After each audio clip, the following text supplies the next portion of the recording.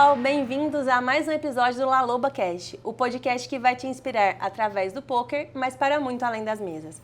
Eu sou a Yasmin, host aqui do Laloba, CEO na Laloba Content, uma agência de conteúdo especializada em poker. Eu sou a Jéssica, jornalista, apaixonada por marketing, sócia da Yasmin na Laloba Content e uma testemunha do poder transformador do poker. Nascido pela nossa paixão pelo poker e pelo nosso amor pela pessoa por trás de cada city, o Laloba Cast é um mergulho na vida de profissionais que estabeleceram suas carreiras através do poker. O que existe nas profundezas de cada um deles, o que eles têm em comum? É isso que a gente almeja descobrir aí ao longo dessa temporada a cada novo convidado. A cara dele pensando, minhas profundezas. Fiquei com medo das minhas profundezas. Esse texto foi da Yasmin, tá? Só pra deixar claro. Gente, a Yasmin é dramática, né? É intensa. Nossa, a hora que você falou profundeza, eu achei que você estava improvisando, não sabia que era um texto. É o texto. Está ali, ó, na Claramente essência. são atores. Bom, e para nos ajudar nessa missão aí, trouxemos hoje um convidado muito especial. Eu tenho aqui o roteiro e a apresentação, mas eu vou dar uma fugidinha.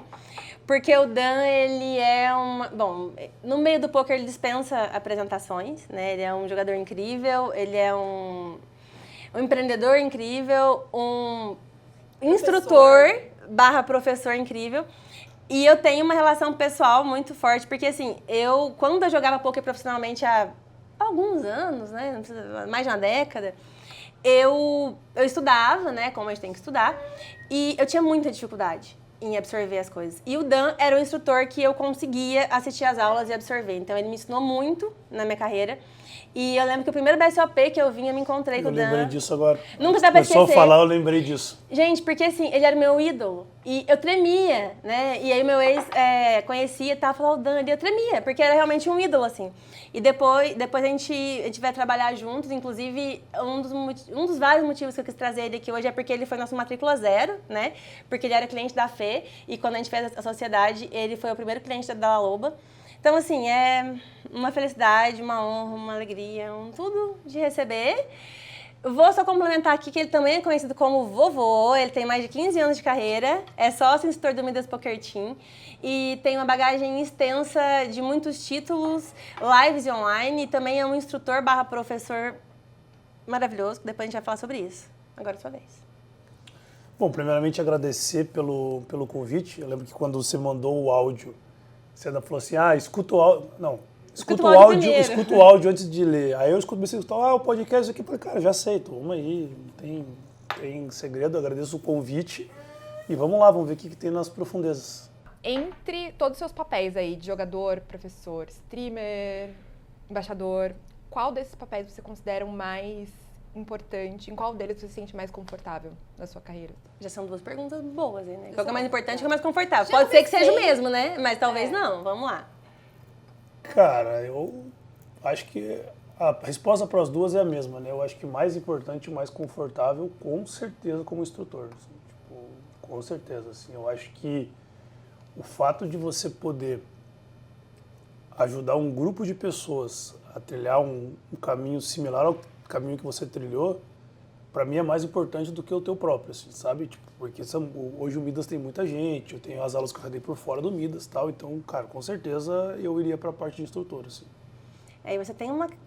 Bom, começando essa área de formação também, então você pode falar um pouco pra gente sobre a questão da migração pro poker, mas você tem uma carreira dentro do poker de instrutor imensa também, né? Quando eu te assisti, era aquele lugar que tinha várias aulas. Sensei? No Sensei. Era no Sensei e era o meu instrutor favorito ali e tal, maravilhoso.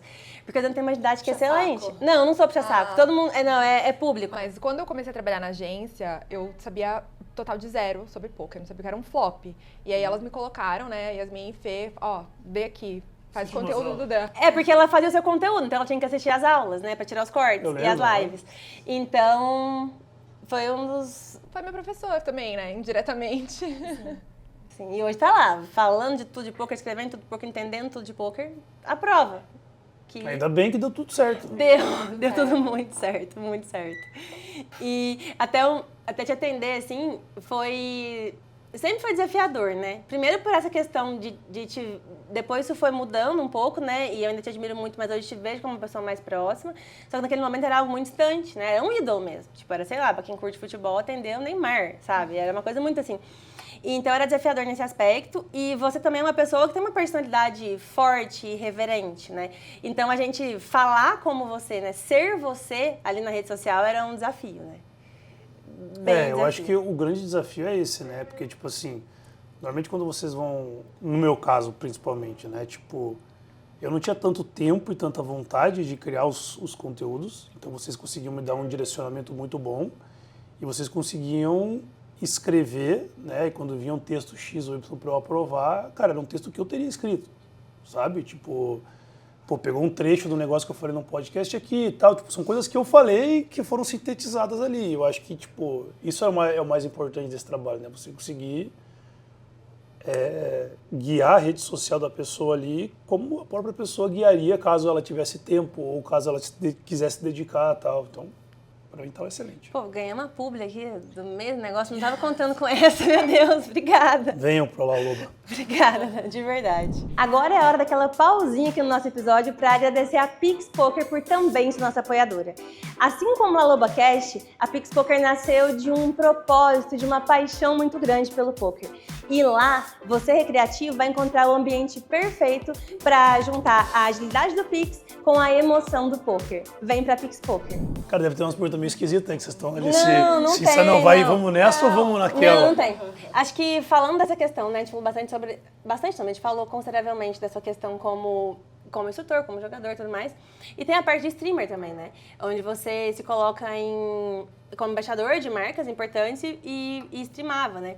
E como que foi pra você, como era pra você essa questão da exposição, de expor seu jogo, de lidar com as pessoas que estavam ali e tudo mais? Cara, eu acho que a parada da stream, ela é muito sensível a como tá o teu humor, a tua cabeça e a tua confiança naquele momento, assim, sabe? Tipo assim, se tá tudo dando certo, tá ganhando um monte de torneio, tá com a confiança em alta, tal, meio que nada que vão falar ali vai te afetar, de alguma maneira. Agora, se tu tá numa situação ruim, confiança baixa e tal, cara, meio que qualquer catuco que o cara dá ali no chat, meio que é um gatilho, não pra você, às vezes, falar uma coisa, responder o cara, mas pra você se sentir mal com você mesmo, assim, sabe? Então, eu acho que a stream era um exercício de você conseguir filtrar bem e tentar deixar, principalmente os comentários mais ácidos ali, não te afetarem de alguma maneira. É claro que, em teoria, se você está fazendo uma stream, você está sujeito a esse tipo de exposição, você tem que estar 100% preparado para esse tipo de coisa. Mas, cara, a gente às vezes na nossa cabeça está 100% preparado, mas a hora que acontece, né? Então, e aí ali, tipo assim, eu lembro que na reta final, claro que algumas vezes eu estava zoando, mas tipo assim, a galera que assistia, e a maioria ali, até de uns mais maldosos, os caras já sabiam meio qual que eram os meus gatilhos pra eles me deixarem puto, sabe? E aí eles ficavam cutucando esses gatilhos, assim. Mas, cara, eu encarava numa boa, assim. Eu acho que, tipo, claro que tem alguns dias que você tá mais cansado e, pô, a stream depende muito do teu humor, assim, né? Tipo, de quão... Não feliz de estar ali, porque eu sempre tava de boa em estar ali, mas às vezes, tipo assim, cara, pra você fazer aquela interação com a galera, você tem que estar de bom humor, você tem que estar ali presente, né? E assim, a stream de poker, ela tem um agravante que piora um pouco a interação, que é o fato de ter delay, né, de 5 minutos, né? Então, tipo assim, quando você tá numa stream que não tem delay, você vai fazer uma pergunta, alguém vai te responder e a interação vai ser momentânea. Quando você tá fazendo uma stream de poker, pô, você vai fazer uma pergunta, o cara vai te responder dali, tipo, a imagem vai chegar para ele dali 5 minutos, aí ele vai responder a sua interação e essa interação vai voltar para você daqui 5 minutos. Então, tipo, vão ser 10 minutos. Então é mais difícil você manter essa interação viva ali, sabe? Mas, cara, pra mim era de boa, assim, tipo, eu gostava muito, muito de fazer stream. Eu acho que o fato de eu não fazer mais stream hoje tá muito mais vinculado ao fato de eu não jogar mais tanto hoje em dia online, do que eu acho que, tipo assim, se eu tivesse uma rotina fixa ali de voltar a jogar 4, 5 vezes por semana, que nem era antigamente, eu acho que eu streamaria 4, 5 vezes por semana, sabe? Tipo, o problema não é a stream. problema é que hoje em dia eu jogo muito menos por causa de outros compromissos do que eu jogava antes. Mas se eu jogasse, estaria tranquilo. Daqui a pouco eu quero entrar nesse ponto de outros compromissos, mas você falou uma coisa que eu achei bem importante que a gente pode voltar nela. Quando você fala, né, sobre os haters e tal, a internet hoje é um tribunal, né? Muitas vezes as pessoas estão lá sentando no próprio rabo e não veem, né, que elas estão lidando com outro ser humano. E você falou que às vezes os comentários passavam batido e que algumas vezes eles te faziam refletir porque faziam sentido, de certo modo, né? Uhum. E eu fiz uma vez, já mencionei até isso porque foi um momento muito marcante da minha vida, há muito tempo, 14 anos, uma imersão num sítio, negócio meio de coach, assim. E eu aprendi alguns pontos muito importantes lá. E Não tentem isso em casa. Não, mas vamos lá, vamos chegar no ponto. E uma coisa que eu aprendi lá numa dinâmica, eles colocavam a gente com pessoas desconhecidas para ofender essas pessoas. Eu tinha que te xingar. Sempre burro, os coaches fazendo isso. Sempre coach. seu burro, seu desonesto, seu fracassado.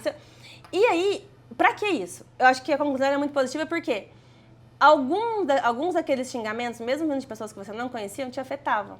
E eles trouxeram que os xingamentos que nos afetam, geralmente, eles são reais. Então, se a pessoa me chama de desonesta e eu não sou desonesta, eu vou cagar pra aquilo. Passa reto, Mas se ela me chama de preguiçosa e eu tenho sido preguiçosa, aquilo me pega. Você concorda com isso? Eu acho que sim, mas em partes, assim. Eu acho que também depende um pouco do teu estado de espírito. Porque se você estiver num estado de espírito bom ali, autoconfiança imensa e tal, às vezes até as coisas que você de fato faz não vão te afetar. E se você estiver meio que na fossa ali, é capaz dele te chamar de, sei lá, uma parada que você não é. De bunda mole. E você fala, cara, será que eu sou isso daí também, sabe? Então, tipo assim, depende um pouco do teu... Mas eu concordo. Claro que, tipo, as que tem muito a ver com a tua personalidade, quando o cara cutuca ali, vai ser muito mais instantâneo, né? Com certeza. Tá vendo isso? Não, peraí, você tá vendo isso? Mais um fato inédito nesse podcast. O quê? Dan Almeida concordando com o coach. coach. Não. Cara, Nas profundezas. eu não imaginei que isso era uma armadilha.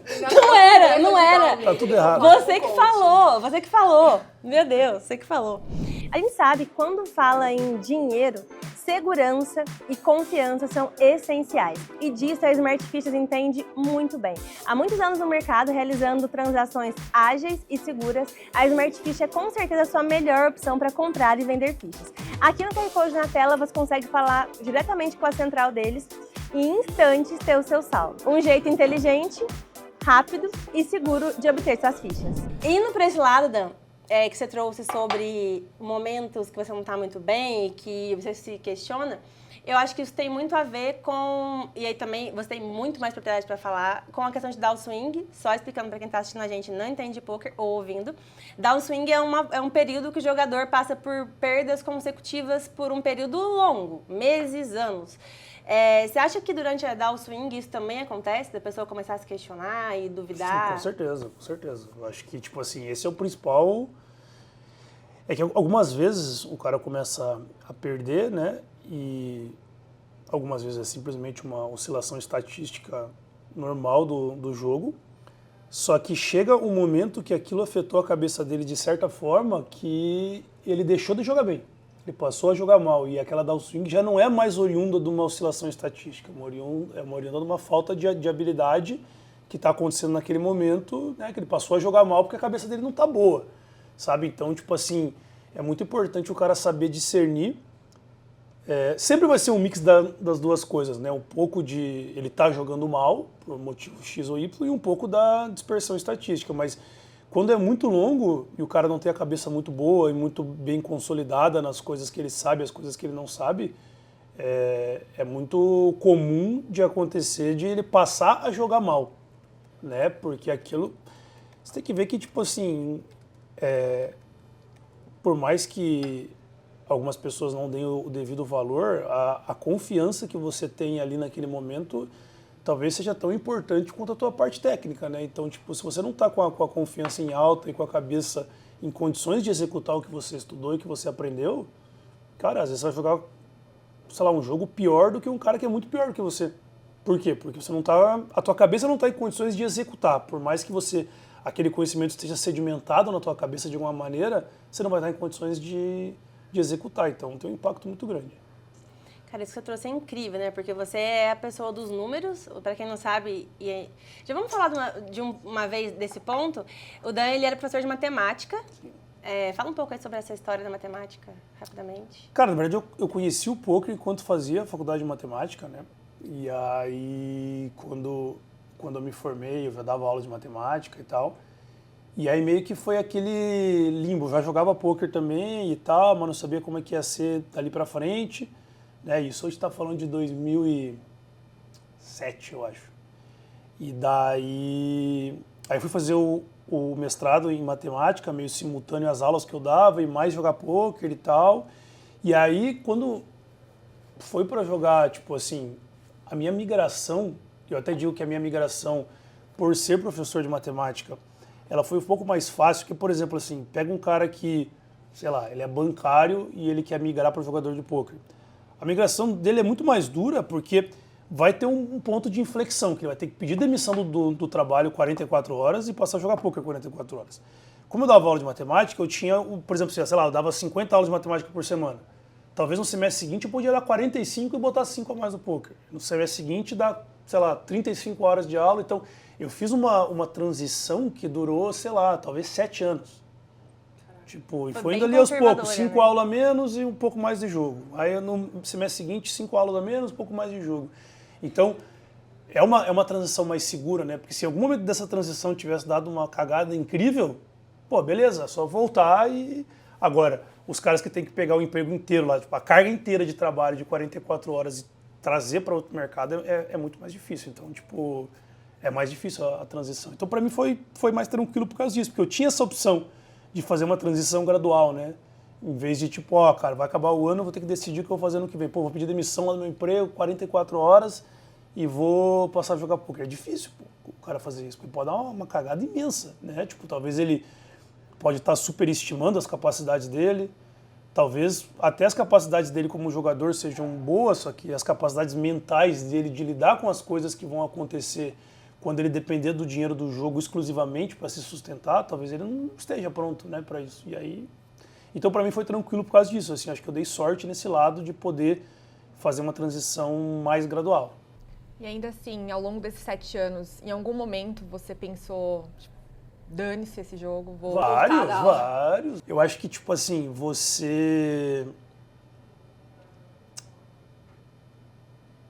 o jogo ele tem dias muito ruins, assim, né? Tipo, dias e períodos muito ruins. E quando eu dava aula de matemática, lá no começo, assim, pô, eu tinha turmas de ensino fundamental, eu tinha turmas de ensino médio, e aí, assim como no poker, eu tinha dias bons e dias ruins, né? Porque às vezes tem que lidar sem educação lá e tal. Mas na época que eu estava fazendo a transição, não tinha mais aula de ensino fundamental e ensino médio, era só aula de pré-vestibular. E, cara, a aula de pré-vestibular você se diverte todos os dias, tipo, não tem dia ruim, sabe? Talvez tenha um pouco de ser maçante, porque algumas vezes você dá a mesma aula várias vezes, tipo, várias mesmo. Mas, pô, não tem um dia que você vai se indispor com um aluno e tal, porque, cara, tipo, pré-vestibular e preparatório para concurso, a galera tá ali porque tá afim de estar ali. Então, não tinham dias ruins. E aí isso implicava, porque, tipo assim, aí você parava de pensar, pô, mas no meu outro trabalho eu não tenho dias ruins. Quando eu jogo poker tem dias que é horrível, sabe? Então isso fazia mais vezes eu pensar nisso. Eu acho que, tipo assim, se na época que eu fui fazer a transição eu tivesse ainda com um monte de aulas de ensino fundamental e aula de ensino médio, a transição tinha sido mais rápida, assim, tá, pô, tem dia ruim lá e dia ruim aqui, mas eu prefiro ruim de jogando em casa. A do fundamental vai por obrigação pra escola, né? O que foi a sua motivação, então, pra continuar no poker? Então, eu acho que assim, eu acho que é mais desafiador, assim, em termos de crescimento pessoal, porque assim, quando você vai dar aula de pré-vestibular, você não precisa necessariamente ser muito bom no ponto de vista profundidade de conhecimento. Porque, tipo assim, o que você vai ensinar para uma turma de pré-vestibular, para eles fazerem um vestibular, em relação ao que você aprendeu na faculdade ou no mestrado, tipo, é ridículo, assim. Tipo, porra, você tá totalmente superficial. Mas, por outro lado, você tem que ser muito bom de data, assim, sabe? Tipo, então você não pode até ser que você não saiba muito, mas você tem que saber ensinar muito bem, sabe? Porque são temas muito superficiais, Só que você está lidando com pessoas que têm dificuldade e vão depender daquilo para fazer uma prova e tal. Então você tem que didaticamente ser muito bom, mas em conhecimento não necessariamente, né? Então isso tornava o troço um pouco menos desafiador. E outra, você pegar lá, tipo, no teu terceiro, quarto ano dando aula em pré-vestibular, cara, você tá entrando ali em campo, dando um play num vídeo mental, tipo assim, não tem nada de diferente, assim, sabe? Então, tipo assim, é um troço muito, por mais que seja muito divertido, eu gosto muito, é muito repetitivo e pouco desafiador, né? Então, o poker tinha mais essa da competição, de você saber que quanto melhor você fosse, mais você ganharia em torneios, em dinheiro e tal. Então, eu acho que em relação à realização de você fazer coisas mais difíceis e que te desafiem mais, o poker é muito mais legal nisso, assim. Mas a vida do professor de pré-vestibular, eu acho que tem mais dias felizes, assim, no conjunto. Depois da transição finalizada, quando você já estava 100% no poker, você pensou em desistir em algum momento? Eu acho que... Nunca. Eu acho que nunca, assim. Porque assim, né?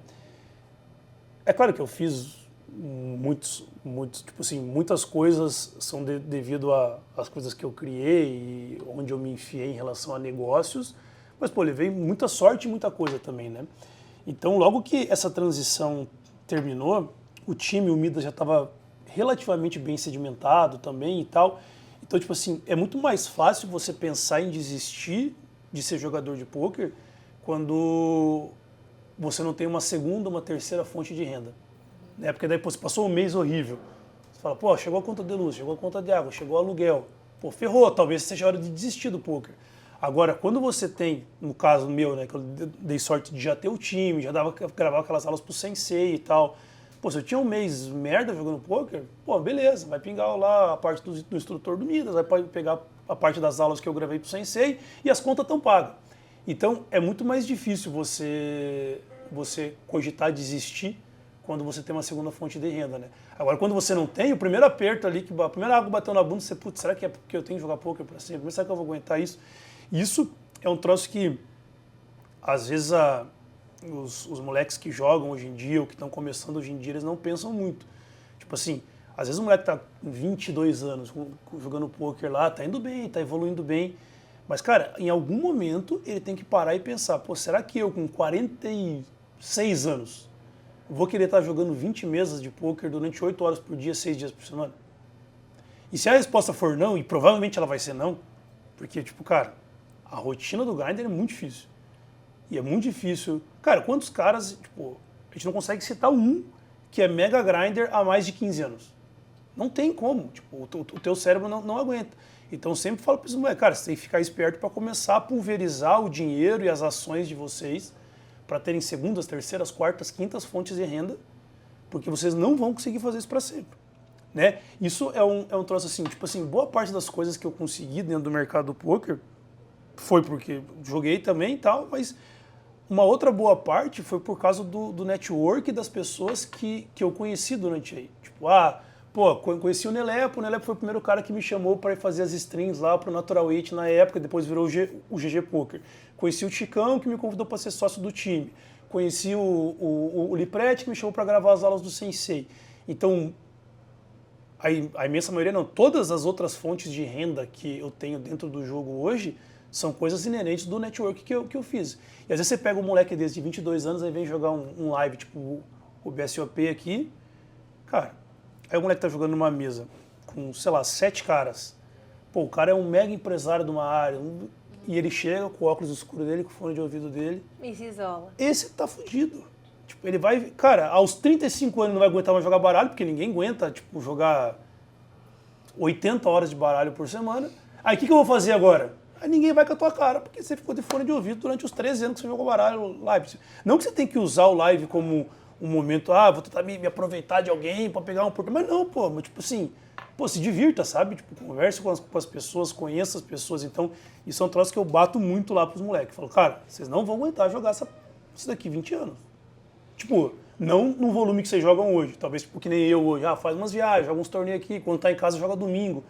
Mas, cara, 6 dias por semana, 10, 12 horas por dia, Um cara que começou aos 20, aos 45, não tem como.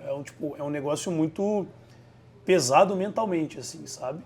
Então tem muito poucos caras que conseguem volumar desse Acho jeito só o há Aziz, tantos né? anos.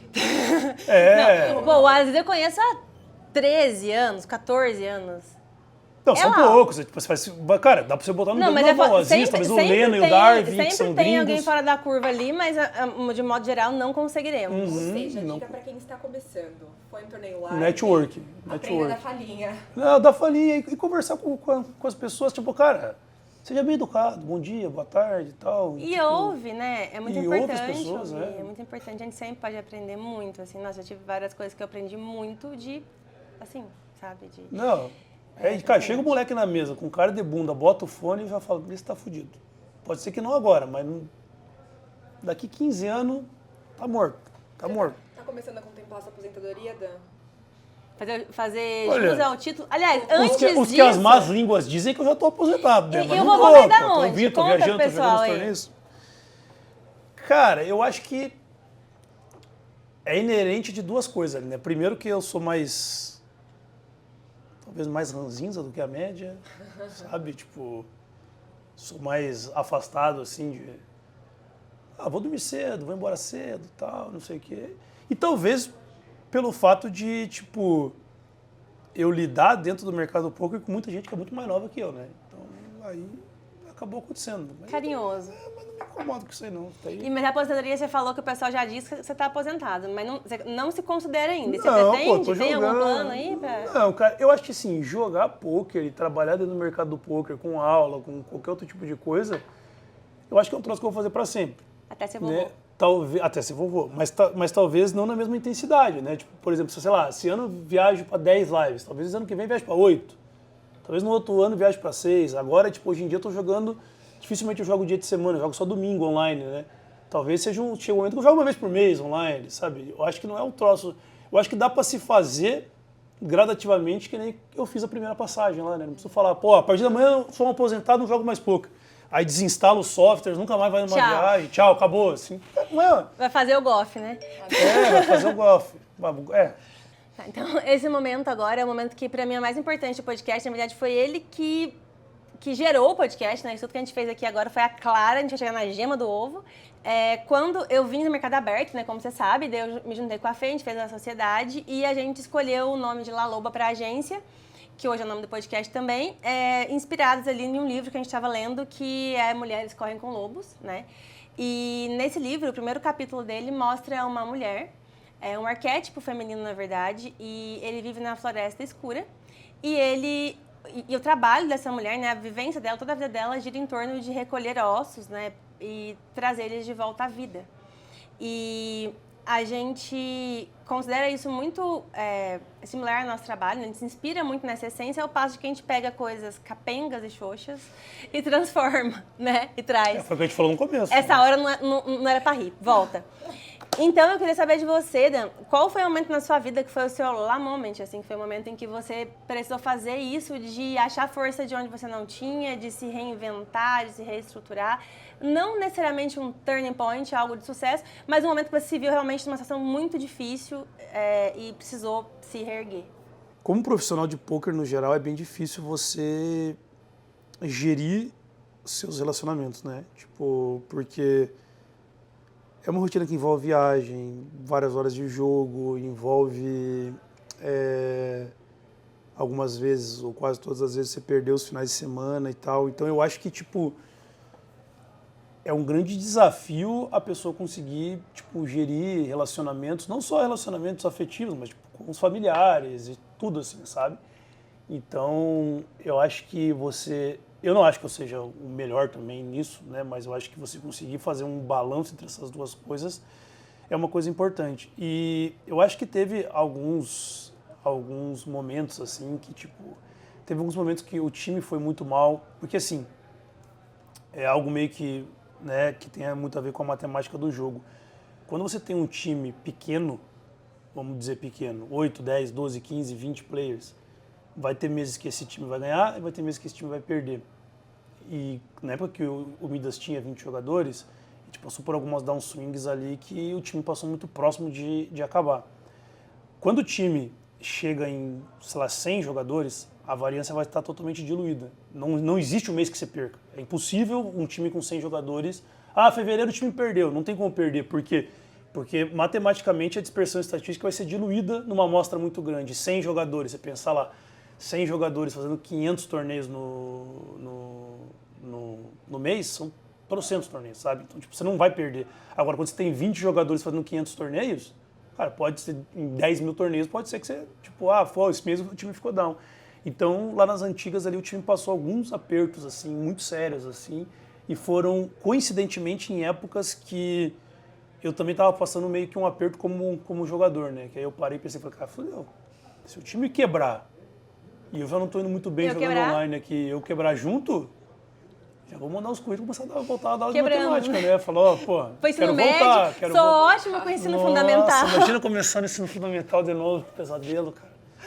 Mas, e aí, cara, acabou que, de novo, a gente deu muita sorte em alguns aspectos ali, tipo, eu acho que se repetisse alguns cenários de quase falência do time 100 vezes, a gente teria falido em 95 e não falido em 5, a gente escapou de, tipo assim, sei lá, vai acabar o caixa, ele vai quebrar, o moleque ganha um bagulho domingo, assim, que salva o caixa, salva tudo. Cara, esse é o nosso último domingo, sabe? E aí hoje em dia isso não pode acontecer mais, não tem nem como acontecer, porque não tem mais variância quando é um tamanho muito grande, né? Mas, a gente conseguiu passar aquela arrebentação ali de 10, 15, 20 jogadores no time, que é a mais difícil. Assim, depois se passa de 50, não perde mais nunca, assim. Já foi, então, já tiveram muitos momentos ali que eram pontos de inflexão também, né? Que foram cruciais. Que se hoje não der bom, GG, né? Cara, muita coisa podia ter acontecido diferente, né? Tipo assim, o time poderia ter falido em alguma dessas circunstâncias. O GG Poker, ele começou em 2018, acho, 2019, e hoje se tornou o maior site de poker do mundo. Mas quantos sites começaram e terminaram? E acabaram? Ou que não... Até não acabaram, mas não alcançaram o sucesso que o GG Poker alcançou. Então, tipo assim, cara, quando eu comecei lá com o GG Poker, na época com a skin do Natural Weight aqui no Brasil, nem tinha torneio pra jogar à tarde, tinha que streamar lá, tinha uns 109 3K lá, e olha lá, eu falei, cara, o que eu vou streamar que não tenho o que jogar, sabe? E aí o site foi crescendo numa proporção imensa, as coisas foram dando certo, abri um monte de conta na época, fiz a divulgação do site, e, poderia ter sido um site que, quando o site acabou, começou e acabou, sabe? Então, dei sorte nessa, dei sorte nas 39 vezes que o time ia quebrar lá nos anos 2015, 2016, 2017, o time não quebrou, sabe? Tipo, quantas vezes estava, eventualmente lá quando eu era mais inexperiente, errando na minha gestão de banca, fazendo merda lá, escrevendo torneios que eu não poderia jogar, e a hora que o dinheiro estava quase acabando, ganhava um torneio lá que salvava, sabe? Tipo, cara, muita coisa podia ter dado errado e deu certo não por competência minha, mas porque dei sorte mesmo. Mas isso que se chama de sorte é o que a gente estava discutindo com o Phil há poucos minutos atrás, que é não deixar todos os seus ovos na mesma galinha. Isso é muito importante também. Na mesma caixa. A galinha só aguenta um ovo por vez. Não tem como colocar o ovo de volta na galinha, tá? Essa possibilidade não existe. Na mesma cesta. Ai, meu Deus. Vamos mudar de tópico. Não, eu acho que dentro disso que ele trouxe, ele falou muito de sorte, né? De dar sorte e tudo mais. Eu vejo isso muito, Oda, porque assim, tem muita gente que não consegue aguentar a pressão de viver esse cenário de instabilidade, né? Então eu acho que quando a gente se propõe a isso, tem sim a chance de dar muito ruim, mas tem também a chance de dar muito bom, que foi o que aconteceu com você. Muito mais polar, então, você se considera uma pessoa de fé? Você considera que isso é um tipo de fé pra você? De acreditar até o fim que vai rolar? Eu acho que isso é importante quando você vai lidar com algum trabalho que as coisas não vão ser lineares, né? Tipo, vai passar por muitas oscilações. Então você tem que estar muito mais com certeza do que você está fazendo, né? Para você não... Porque se você não tem muita certeza do que você está fazendo, qualquer coisa que dê errado no meio desse trajeto vai ter um impacto muito grande na tua confiança. É claro que, mesmo você tendo certeza, a tua confiança vai ser abalada algumas vezes. Mas se você tem certeza das coisas, a tua confiança vai sofrer menos com essas oscilações, né? E eu acho que isso foi bem importante. E, cara, tipo assim, eu acho que, claro que eu tenho a minha parte de esforço também, do que eu trabalhei, do que eu fiz, mas, cara, as pessoas têm que entender que É muito fácil quando, tipo assim, as coisas dão tudo certo, beleza, é por causa da minha competência. Dá tudo errado, não, porque eu sou azarado. E não, cara, em ambos os casos, sempre vai ser um mix das duas coisas, né? Tipo, realmente eu fiz coisas que eu acho que são de competência muito grande, mas eu levei sorte um monte de coisa pra ter dado errado e eu não estar aqui no podcast contando a história bonita hoje, sabe? Mano, mas o ponto eu acho que eu falo muito que é sobre estar pronto pra quando a sorte chegar, né? Isso, então, isso. muitas Tem que vezes, tá lá. a gente precisa preparar esse terreno, a gente tem que se preparar e acreditar nisso. Eu acredito muito que é um ato de fé. Eu até tenho uma tatuagem que é um trilho sem trem, porque é algo que eu acredito muito. Eu tô colocando o trilho ali porque o trem vai passar, sabe? Então, quando o trem passar, tem que ter trilho, senão ele não vai passar. Então, eu acredito muito nisso, da gente estar pronto para quando a sorte chega, sabe? Quando a gente fala de roupa, qualidade é algo essencial e que eu não abro mão. A Midas Wear é uma empresa que eu já consumo, confio e conheço há algum tempo e eu tô muito feliz em tê-los por aqui. Além de ter uma coleção incrível pelo site, que inclusive usando o cupom LALOBACAST você consegue 15% de desconto, eles também criam a sua coleção exclusiva. Então, se você tem um time, por exemplo, e quer que seus jogadores saiam por aí desfilando, entre em contato com o pessoal da Midas Wear e se apaixone também. Agora a gente vai fazer um joguinho aqui rápido, só pra finalizar, tá?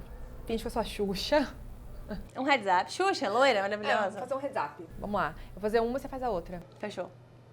Melhor parte do poker. Viajar. Pior parte do poker. Perder. Uma fofoquinha do poker. Tem que ver a fofoquinha que pode ser Produção, contada. tem uísque aí, produção? Desce o uísque. Fofoquinha do poker.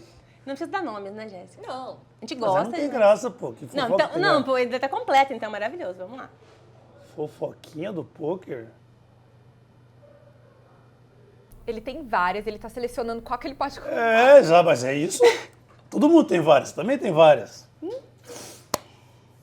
Nós temos...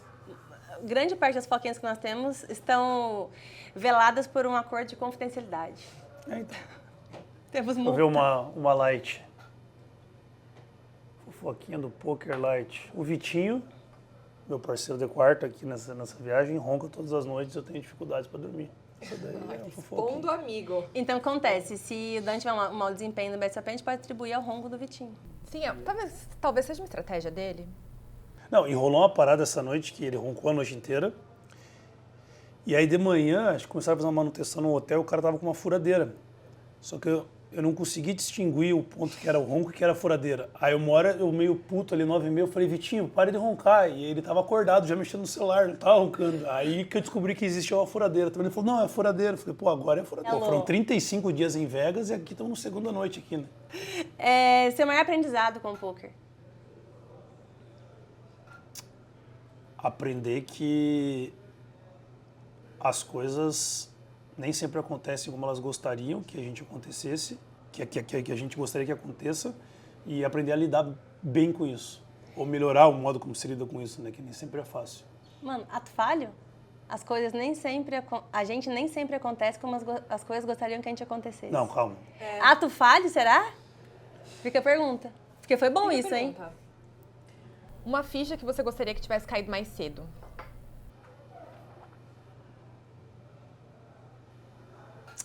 Cara, eu acho que a ficha de que você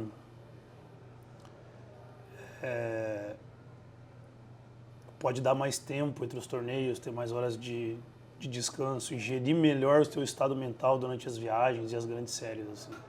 Você não precisa pegar todos os torneios. Dá pra você acordar, não, hoje eu não vou, sabe? Então, isso é um negócio que antes, tipo, eu encarava como, cara, não, se eu tô aqui fazendo bagulho com seriedade, me programei pra jogar esses 30 torneios, eu tenho que jogar esses 30 torneios. Não, você não tem, cara. Se você acordar azedo, você não vai, simplesmente vai almoçar em algum lugar e tal. E é isso, acho que isso vai minimizar suas perdas, com certeza. E emendando nisso, um conselho que você daria pra quem tá começando agora, quem tá pensando em começar a carreira de poker? Cara, eu acho que a principal é, tipo, não pense só em dinheiro, seja curioso, tente aprender e tenha prazer pelo jogo, goste do jogo. Se você tiver vindo pro poker só por causa do dinheiro, você não vai ganhar dinheiro. Tipo, você tem que gostar do jogo. Se você não gostar do jogo e não tiver curiosidade, interesse em aprender, em discutir sobre o jogo, não tem como. Por qual motivo alguém não deveria jogar poker? Cara, eu acho que são perfis e perfis, né? Eu acho que se a pessoa não tem o perfil do que a gente estava falando antes, de conseguir lidar bem com as oscilações, a gente não tem esse perfil, e não está errado você ter ou não ter esse perfil, sabe? Tem pessoas que têm um perfil mais seguro, pode falar assim, o que você prefere? Ganhar 2 mil num mês e 12 mil no outro, ou ganhar 7 mil por mês? É a mesma coisa, mas tem gente que fala, não, eu prefiro ganhar 7 mil por mês. Sabe? Beleza. Tipo, então, eu acho que se a pessoa não tem essa parte de lidar bem ali com as oscilações de dinheiro, talvez não seja a profissão para ela. Escapei? Tá ótimo. Eu acho que é isso. Muito obrigada, Dan, Obrigado pelo convite. por estar aqui, nos prestigiando, né? Suas fãs chats. Eu sou o segundo episódio? Vai fazer o primeiro episódio. É o Matrícula Zero? Não tem como, é matrícula zero. Desde quando esse projeto nasceu, em dezembro do ano passado. Após um ano muito difícil, que a gente levou muita paulada. E foi quando surgiu a ideia do podcast e eu falei, o Dan vai ser o nosso primeiro convidado. E aceitei na hora. Nem, você mandou 2 áudios para me convencer. Eu aceitei antes de escutar o segundo áudio. Você mandou o primeiro, no podcast já tava, tá bom. Mas eu escutei o segundo, mas eu já tava Meu, bem. eu fico muito feliz com isso, com a receptividade realmente das pessoas. E acho que é isso, sabe? A gente tá esse tempo todo no mercado construindo relações e tá muito atrelado com o nosso propósito. Então, fico muito feliz de você estar aqui, mesmo de verdade. Obrigadão. Obrigado pelo convite. Esse episódio foi apresentado por Yasmin Kochinski e Jéssica Batista. É uma iniciativa de Laloba Content, com coordenação de Yara Kochinski, produção de Take Content e apoio de Copag, Midasware, PixPoker, Smart Fichas, Lobzy e Liga Particular.